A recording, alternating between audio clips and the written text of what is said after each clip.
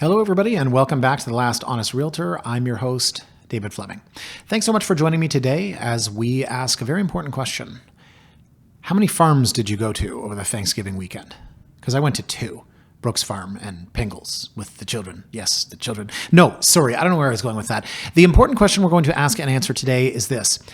Have condo investors ruined Toronto's condo market? Because there was an article which ran over the weekend that essentially blames condo investors for so many things that have gone wrong in the condo market. Or maybe not gone wrong, let's say, but shrinking condos, essentially. That was part of the thesis of the article. And the article is one that appeared in the Toronto Star. The article was called The Condo Catch. And the byline reads, "Investors have wreaked havoc on the Toronto condo market, leaving us with tiny units no one wants. But without them, the city can't get the housing it needs. Is there a better way?" So right off the bat, you're seeing the catch, and kudos to the authors for coming up with the condo catch. Let me read this one more time, and excuse the redundancy. Investors have wreaked havoc on the Toronto condo market. So investor bad, leaving us with tiny units no one wants. So investor bad, developer bad, condo bad. But without them, the investors, the city can't get the housing it needs. So investor good, investor necessary. Is there a better way? So you see the catch there. Now, they called the article The Condo Catch, but as I wrote on Toronto Realty blog on Monday, this has appeared in my news feeds under different topics, different headings, different titles. The one I'm reading here, it says, "How Condo Investors Have Wreaked Havoc on Toronto's Condo Market." So what I want to explore today, as I did on Toronto Realty blog on Monday, are the points that the article made. And I want to offer some of my commentary. I'm trying to do this as unbiased as I can be. Again, I don't sell pre-construction condos. I never have. I'm not a shill for the developers. I'm trying to bring attention to essentially a slant or an angle in the newspaper that I don't like and I don't agree with. And I'll describe in great detail why I don't agree with it, but I'll tell you why I don't like it. Because it lets other stakeholders off the hook. And I can tell you right now, which stakeholders? Our government, for one thing. So if you want to, you being the Toronto Star or people that agree with the article, blame investors for the condo market, okay, well, what about the public sector? What about their role? And we'll talk about both their role in terms of the ridiculous amount of taxes that are included in the cost of real estate, as well as, hey, remember when governments used to build housing? But again, stakeholders. What about other stakeholders? Because to just blame condo investors lets all the other stakeholders off the hook. So the article itself, I'm going to pull it up on my computer, not that you can see this, but I wrote on my blog, it was kind of cool, but kind of annoying that if you're looking at this, and I think you have to be a subscriber to the Toronto Star, fortunately or unfortunately, I'm subscribed to every newspaper because I need to read. But the gimmick here is that you continue to scroll with your mouse, and all it really does is just increase this cool graphic and build more condos on the website. But as they continue to show this graphic, they sort of feed us information in these little bits. And it's these little bits that I want to provide commentary on. So essentially the takeaway is obvious here from the byline, from the title, from everything that they've said here. They're basically saying investors have wreaked havoc. And my argument is simply this. It's a bit of a chicken and an egg situation because on the one hand, investors are buying what developers are building. But on the other hand, developers are building what investors are buying. So it's not unlike when I refer to a market and I say that the buyers will get out there when the listings are out. But the sellers only want to list when the buyers are out. And again, chicken and egg. So if you take a market, let's say in September, why would you list in September instead of August when there's fewer listings? Well, I want to list when the buyers are out. The buyers are out in full force in September, so I'm going to list in September. And the buyer, why aren't you looking in August? Well, because I want to look in September when there's the most inventory out. So again, chicken and egg. And I can tell you that over the years, condominiums have shrunk, as I've noted before, and as this article clearly explains. But I refuse to accept that it is the fault of condo investors that condos have shrunk. And that's essentially what the Toronto Star article is saying here. So again, we're blaming investors. And my contention is that we're laying blame in the wrong place. We often choose easy targets. an attempt to draw sexy headline-catching connections, and that's essentially what I believe that this article has done. So I will start slow. I wrote on my blog, the Toronto Star left a trail of breadcrumbs, and I said, leading to the witch's house in Hansel and Gretel. Some people might not even know what that is. It was a fairy tale. But yes, the trail of breadcrumbs could be good, or it could not be if it leads you to a conclusion here, which I disagree with. So the first little breadcrumb is this, from the Toronto Star. In the 1980s, condos were growing in popularity, but hadn't taken off. Now, condos are the main driver of housing growth in Toronto. Yes, this is true. Condos are the main driver of housing in Toronto. But this seems to hint that a further argument will be made about why condos are the main driver of housing and that there's something untoward. Or this seems to be hinting that there's something more complicated. But it's not more complicated because it's simple. Condos are the main driver of housing because we've run out of land. That's the only reason. It's not investors. It's not developers. We've run out of land. And if from east of the Don Valley Parkway all the way to Ajax was just forests, yes, we could build more houses, but it's not 1945. So we're going to have to, use what we've got. And there's a lot of sky out there. You can build in the sky. That's why we have condos. The sky is vacant. We don't have any more land. We can't build more houses. So this idea from the Toronto Star article that says in the 1980s, the condos were growing in popularity but hadn't taken off. Now condos are the main driver of housing growth in Toronto. It's inferring that there's something untoward, and there's not. The answer to this riddle is very simple, and I don't understand why people are acting surprised that condos are the driver of Toronto housing growth. I don't hear anybody in the New York Times complaining that there aren't any detached single-family homes being built in downtown Manhattan in 2024, let alone affordable ones. So I really don't understand that. And another factor here, if you look at the CBC archives downtown photos of Toronto in the 60s, 70s, 80s, and 90s, all it was parking lots. It was the most bizarre city, right? There was a few buildings and then 10 parking lots. Everybody drove to their job downtown. All those parking lots have turned into condos. So now if a developer wants to build a condo, they have to get creative. And that's where you have land assemblies. So the cost, which we're going to talk about, and why condo is the main driver of housing growth, well, it's not as simple as it once was. We run out of land, it's not the 1800s, and we've run out of parking lots for condos. So another point that I want to make, and I wrote a blog August 26th. My blog was called, Are Smaller Condos Breeding Intelligence or Entitlement? And I'll come back to this in another couple of sections. But essentially, what I said in the 1980s was that condos were built for living. They were built for life. Consider a building like 25 George, which was built in 1989. The building's primarily comprised of huge units by today's standards. The building's only 9 stories and 40 units, and most of them are 2,000 to 3,000 square feet. These were intended to replace houses for people who wanted a different style of living. But a lot's changed since then. And all these calls for we need to build more condos for families. We need more housing for families, and we need more condos for families. Or the argument is, well, hey, we need more homes for families, aka 3 bedrooms. But if we acknowledge that all we're seeing is condos, then we need more 3-bedroom condos for families.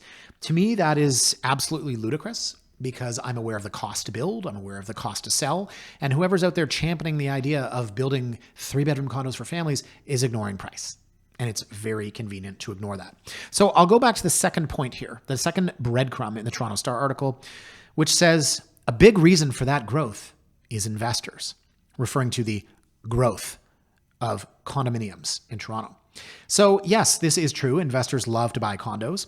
But as I said, the chicken and the egg, are investors buying the condos that developers are building, or are developers building the condos that investors want to buy? So investors also like to buy what is cheapest. Yeah.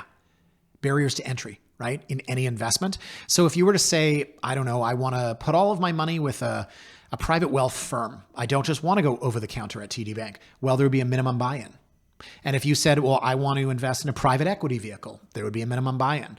So when we look historically at investments, the cheapest ones with the lowest cost and the lowest barriers to entry are often the most popular. And I wrote on my blog, this is very cynical, there are TV commercials right now for fractional ownership of shares. And I think it's insane because, first of all, don't get me started on these commercials. And if you watch Sunday football on DAZN, every break, it's a commercial of these people sitting by a campfire and this guy talking about how he now runs his own portfolio because he didn't want to pay 2% in fees. And I'm like, okay, So you're running your own portfolio, throwing darts at a board, and the 2% in fees is something you don't want to pay to somebody that does this for a living and appreciates average guys like you. Okay, yeah, great.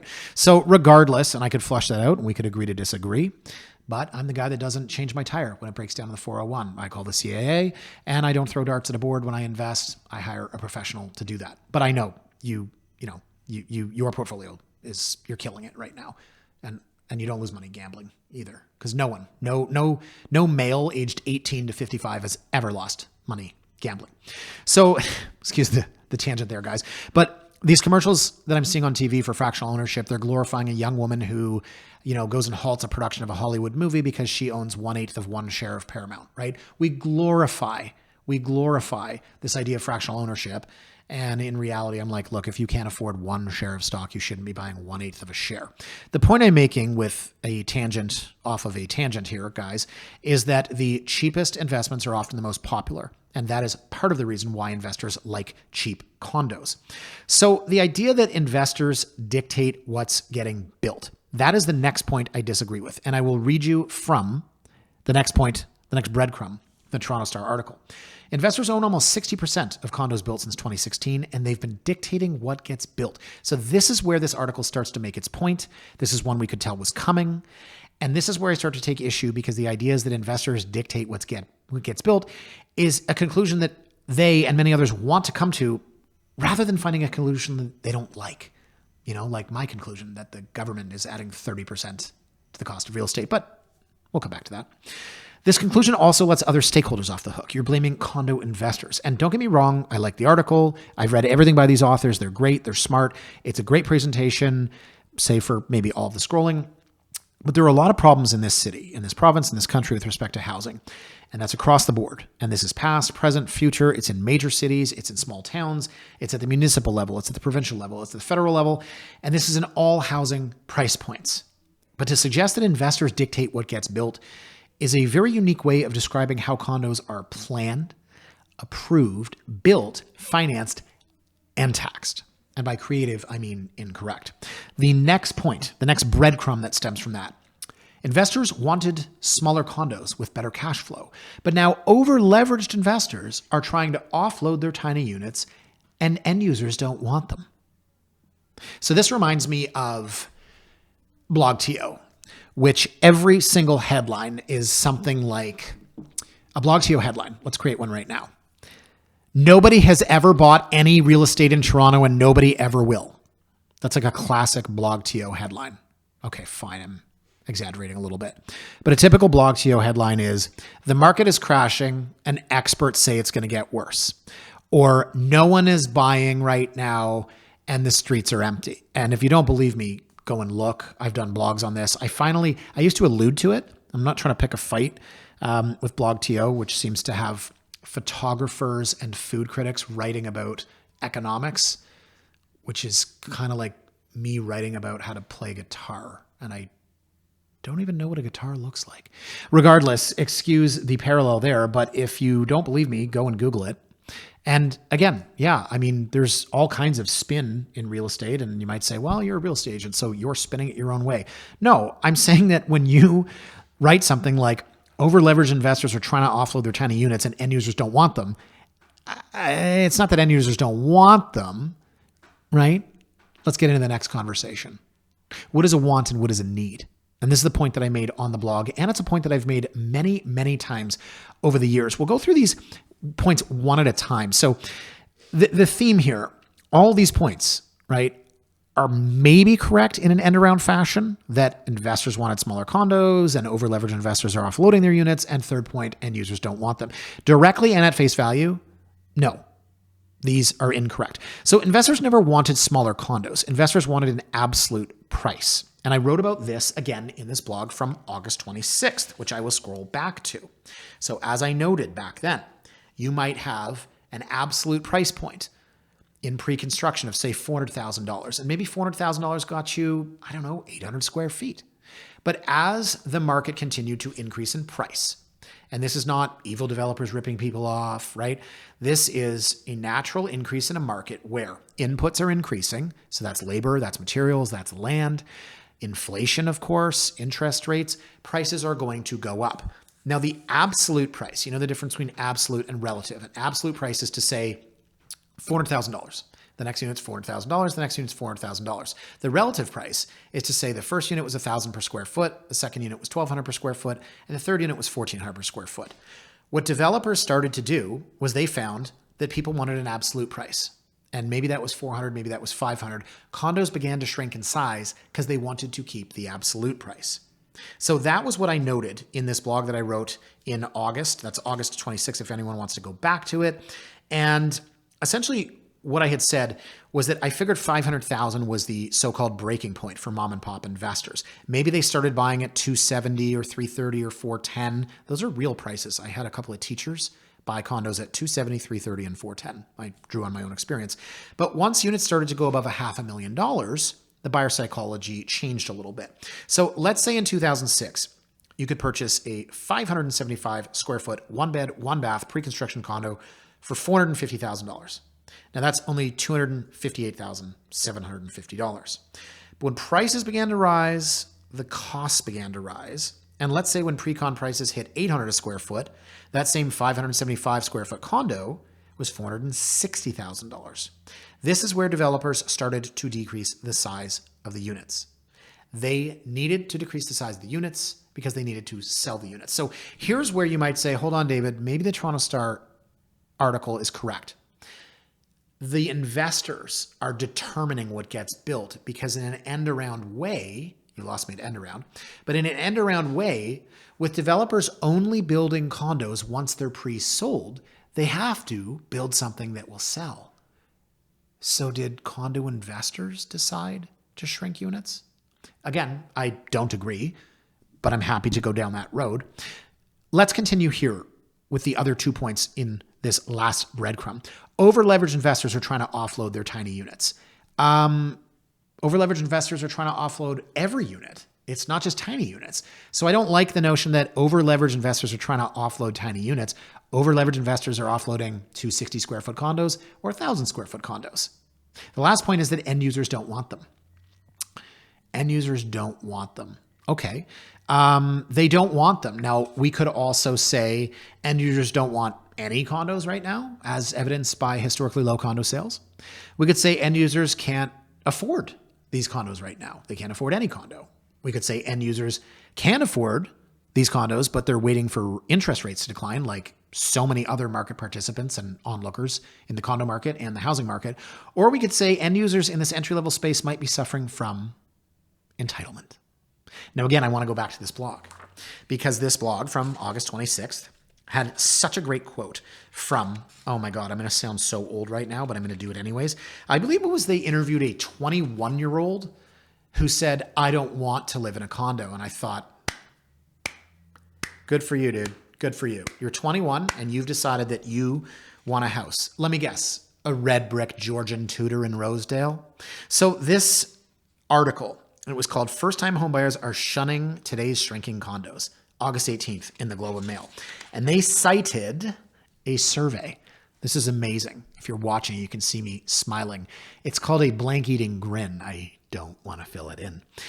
This survey referred to a study that noted 77% of Canadian renters wanted to buy a single-family home, but just 12% wanted to buy a condo.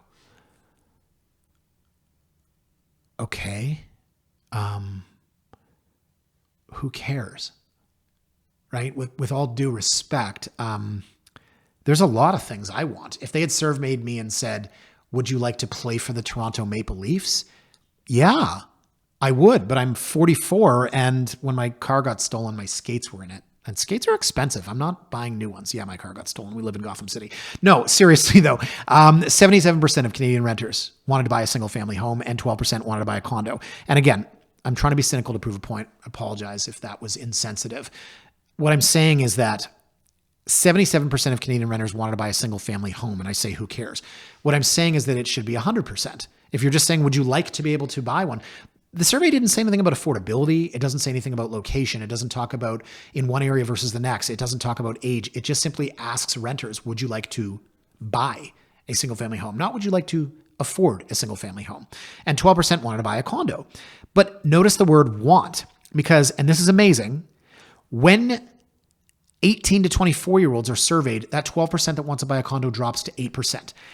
And again, at the risk of being insensitive or just like a 44-year-old dad, I would say, do we really care what 18 to 24-year-olds think about buying a house versus buying a condo? And I say that because show me a place in the world where we expect 18-year-olds to buy freehold homes. This survey was so silly. It's literally like asking an adolescent boy, would you? No. You can finish that thought. I won't. That was a thought from maybe 15, 20 years ago. No, it's like asking a child, would you like to get a lot of presents for Christmas? Yes, I would. Asking the adolescent boy, would you like to go on a date with a pretty girl, boy, or whatever have you? It's 2024. Look, I could come up with a lot of analogies, some funny, some not, some current, some not so current. My thing was the Toronto Maple Leafs. Would you like to play for the Toronto Maple Leafs? Yes, I would. Okay. Hey, would you like to buy a single family home? 77% of people said yes. So I get into this idea of entitlement and the idea that we asked 18 to 24-year-olds whether they'd like to be able to buy a condo. Sorry, not be able to, whether they'd like to buy a condo or buy a house. And it just gives me the heebie-jeebies when it comes to entitlement and sort of what's happened in this city, in this country. So let's go back to the Toronto Star article. Investors wanted smaller condos with better cash flow. But now over-leveraged investors are trying to offload their tiny units and end users don't want them. Do you see my point? End users don't want them.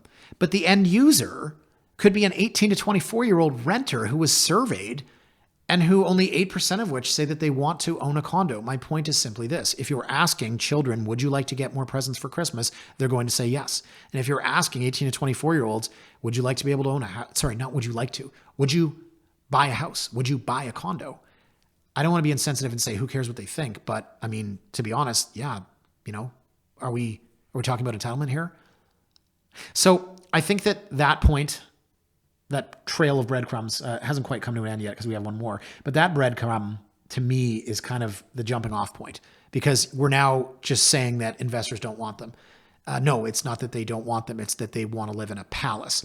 So the next breadcrumb is this. There's a lot of housing out there that's too small for end users, and that's a problem, experts say, especially because Toronto's facing the worst housing crisis in its history. This is where the breadcrumb is just like put it into soup already.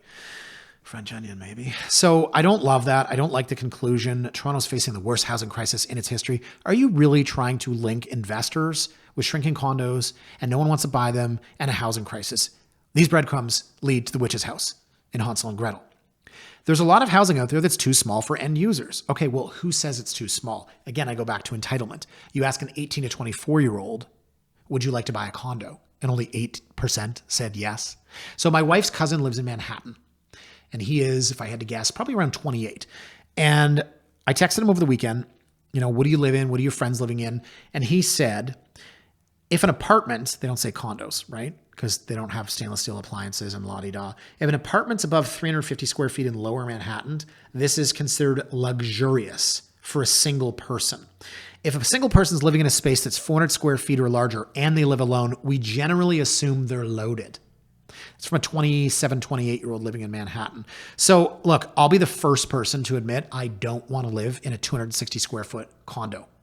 I'm not saying that I want to live in that. What I'm saying is that this notion that they are too small for people, go to Japan, right? Go to Manhattan. I don't want to live in 260 square feet. You don't want to live in 260 square feet. Not all condos are 260 square feet. They're 500 square feet. They're 600 square feet. They're 350 square feet. But the point made about people not wanting to live in them, okay, well, then live in Ajax and take the train every day. You don't want to do that. Okay, we're back to wants. We're back to lifestyle. We're back to, unfortunately, entitlement.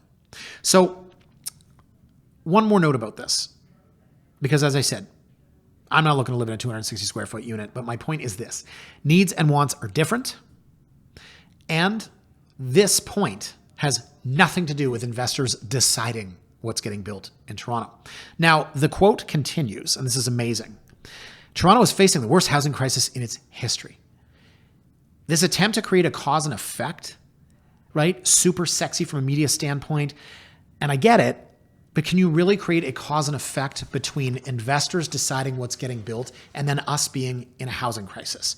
The words worst housing crisis in Toronto's history are super sexy and they're going to catch eyes. But is it accurate? Can you really link that to investors? Yeah, condo investors. And what really bothers me about this is that it's letting a lot of stakeholders off the hook, and we will come back to that. The last breadcrumb is this, folks. Toronto Star says, so how can the condo market get units built and ensure consumers aren't vulnerable to the whims of investors? Well, if you're like me, you need a break because I absolutely can't stomach that. We'll be right back.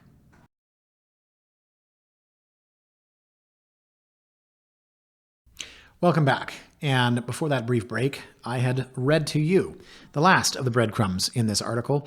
So how can the condo market get units built and ensure consumers aren't vulnerable to the whims of investors? Now, here's the point I would make. Consumers aren't vulnerable to the whims of investors. Consumers are vulnerable to supply and demand. Consumers are vulnerable to market forces. Consumers are vulnerable to public policy. If you combine market forces, supply and demand, and public policy, those three things together are going to shape what we get built in this city. Investors buying condos is a very small part of what's happened over the last 20 years. And if you'll allow me to continue, you can see exactly why. So, as I said, the article's got some great charts and statistics and some numbers and some data, and it's fun, but the conclusion's wrong. And so let me provide, those were the breadcrumbs, so to speak, when you scroll further down past a lot of the charts. And again, really great data points, but the fun thing about numbers is you can make them say anything that you want to. And that's where we get into this. At the same time, when the share of investor-owned units rose, the size of floor plans shrunk. In the last few decades, Toronto's condos have become almost half the size as the private sector pushed to maximize profit with smaller units. Oh, yeah. Now I can envision the target audience for this article and the theme therein. Because when I see private sector and maximize profits, again, I picture the person that, they're like, corporations, they're so greedy, they're looking for profits. Yeah, that's what they do. Actually, the fundamentals of economics, specifically microeconomics, says businesses need to make money to stay in business. And as I wrote on my blog very sarcastically, I said these folks exist and they think that businesses should operate at break even or even a loss, but not their business or their mother's business, just places like Amazon or Google. So the idea that corporations shouldn't be bothered or concerned with making a profit is just silly. And it's something muttered by people that don't understand economics. I reject the notion that developers trying to make a profit is the reason for the plight of our housing market, and I always have. I reject the notion that developers trying to make a profit is why we should blame developers for either the price of real estate or the size of units. Because how we build and how we sell and how we tax and how we approve and how we plan, that is what determines what gets built, when, and for how much. So also important to note that the word private sector used above indicates maybe we should look at the other side of this coin, because every coin has two sides to it. Maybe we should consider the public sector, because even the article admits that in the 80s and 90s, the city of Toronto, the municipality, all levels of government, they pulled back. They stopped building because of, as the article describes, financial restraints. If only we had financial restraint in this country anymore and we didn't just wildly spend money. Topic for another podcast, perhaps. But once the public sector stopped building, it fell to the private sector. And the private sector, as I have mentioned, will continue to mention, for anyone that disagrees, although people watching or listening to this probably don't, the private sector builds to profit. Now you can talk about how much profit, I love Jagmeet saying excess profit. I'd never heard that. I'd never heard the concept of excess profit. Excess? Like too much? Or like it's too high? Who decides what's excess? We don't want excess? Oh no, we want it. We'll just take it. Right, fine. Wealth confiscation. Again, topic for another podcast. But the idea that the private sector is supposed to build at a loss or build for free, it's just silly. And that's the point that I am continuing to make because, and I'll bring the point home, when I talk about how you profit, how you need to profit, it comes down to the cost to build. Everything comes down to the cost to build. And that is what we should be looking at. Not the size of the units, not that condo investors are responsible for shrinking units, but the cost to build, how we build, and the time it takes to build. So why are developers operating in search of profits always blamed? Why are people not looking at the public sector? And the next excerpt from the article says, a perfect storm has put the condo market in the path of a future supply drought. Investors aren't buying units. Interest rates are still too high, and construction and material costs have soared. That's going to lead to a shortage of homes, especially rentals down the road. Yeah, thanks. You made my point. Oh, I see. We just make the point and then argue opposite sides of it. Now, the perfect storm, I love that because the term perfect storm, every time there's a problem and we have the benefit of hindsight that allows us to look back and find a multitude of reasons why something happened, we use that perfect storm. Now, here's the catch-22, okay? Two things are happening here. People are saying, we don't want developers to build only small condos, even though investors are financing condo construction and investors want cheaper condos. But we don't want developers to stop building condos since that would result in a massive shortage of homes in the near future. There's their catch. And it's one that I make. But again, we have different ideas on what this means. Now, the solution is offered at the end of this article, and it says the following. See if you can catch the fantasy in this. With the majority of new condos being pre-sold to investors, experts say it's time to have a more balanced market, with supply not being dictated by investors looking to make a profit. That means creating a diverse range of condos and apartments of various sizes and ensuring that a steady stream of supply enters the market at all times.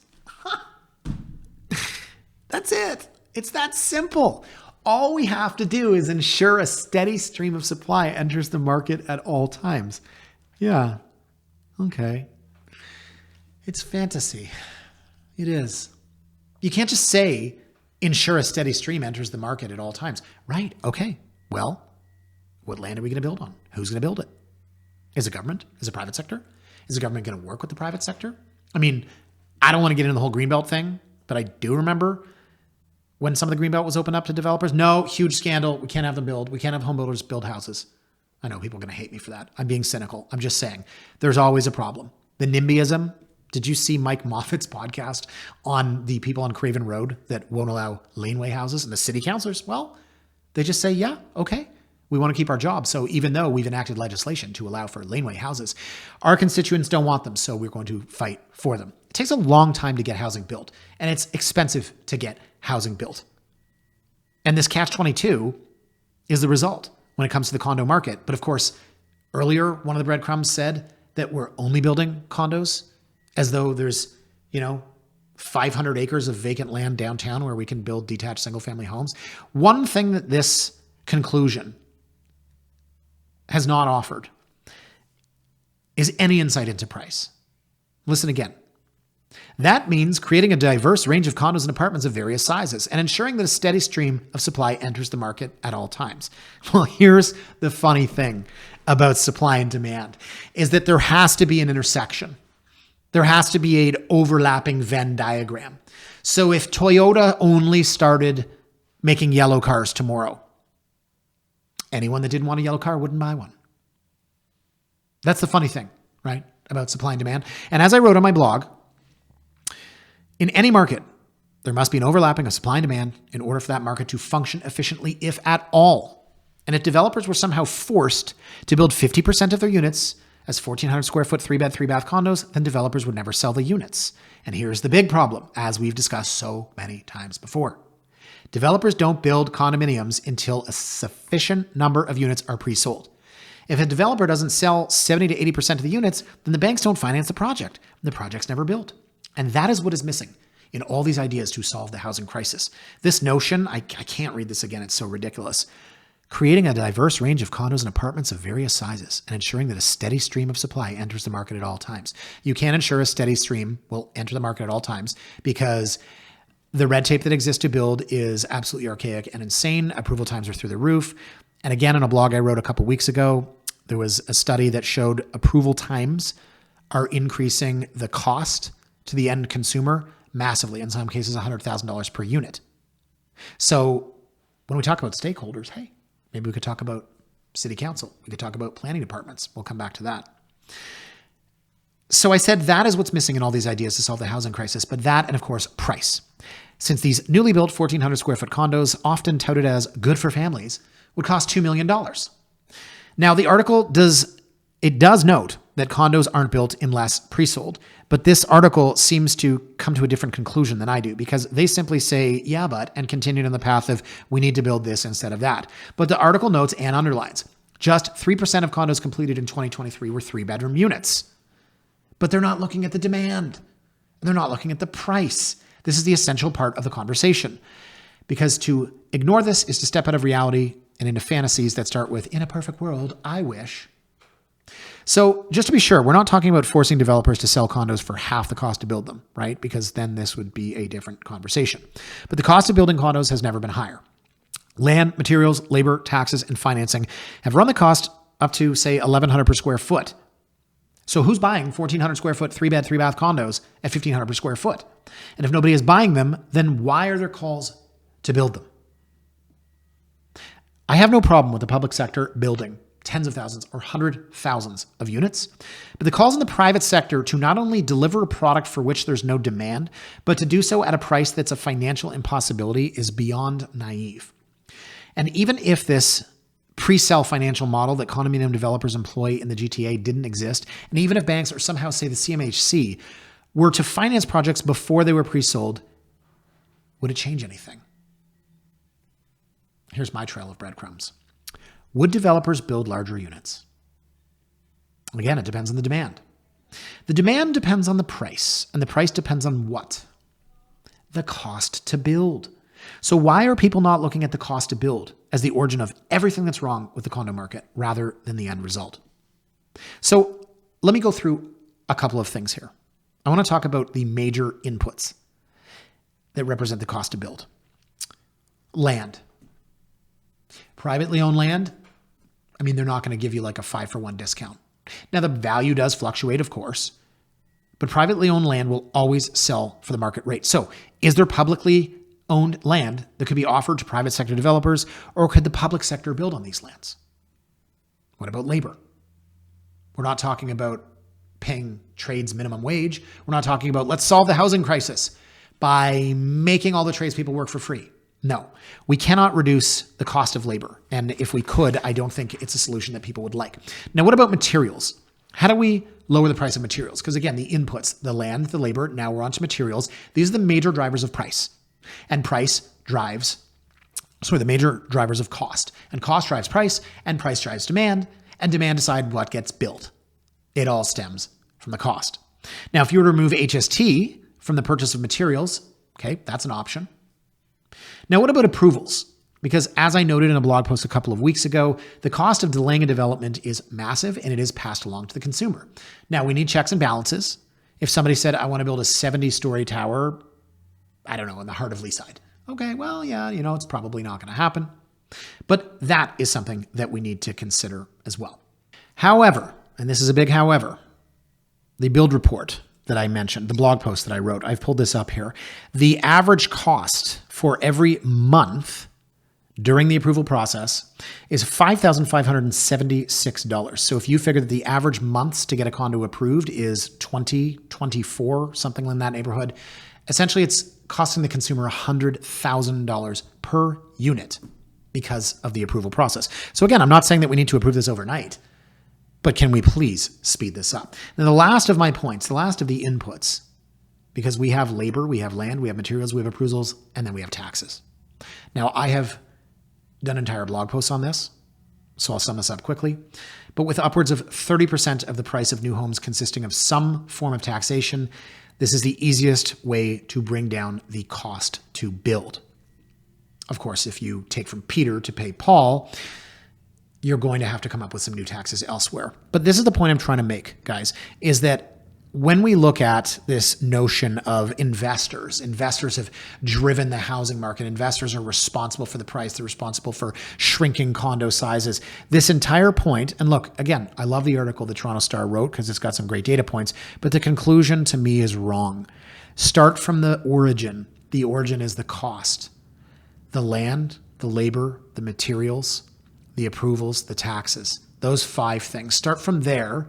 And then add that up and say, where are we? If we're $1,000 a foot, well, then now it's going to cost what? $1,200, $1,300, $1,400 to buy.